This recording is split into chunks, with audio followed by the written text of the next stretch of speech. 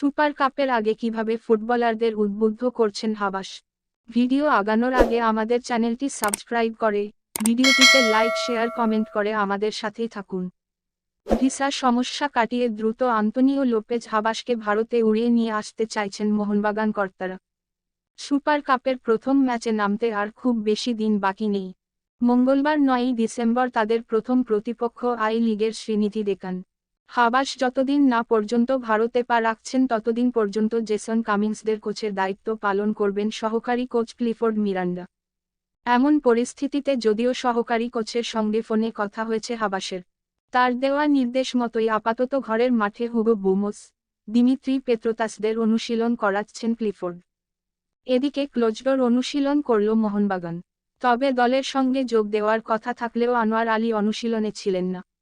জানা গিয়েছে, তিনি কলকাতায় এলেও সুপার কাপে যাবেন না, কলকাতাতেই রিহ্যাব করবেন।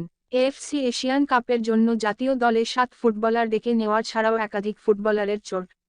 সেই জন্যই সুপার কাপে বিদেশিদের সঙ্গে আপাতত বেশ কিছু তরুণ ফুটবলারকে নিয়ে দল গঠন করবেন ক্লিফোর্ড।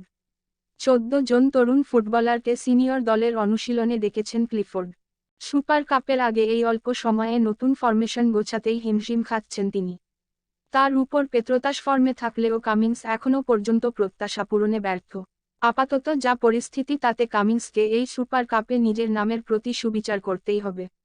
এদিন গ্লেন মার্টিন্স দলের সঙ্গে পুরোদমে অনুশীলন করেননি। সুপার কাপে মোহনবাগানের গ্রুপেই রয়েছে ইস্টবেঙ্গল। তাদেরও প্রথম ম্যাচ মঙ্গলবার, প্রতিপক্ষ হায়দ্রাবাদ এফসি। ছুটি কাটিয়ে শনিবার থেকে সুপার কাপের প্রস্তুতি শুরু করে দিয়েছে লাল হলুদ শিবির।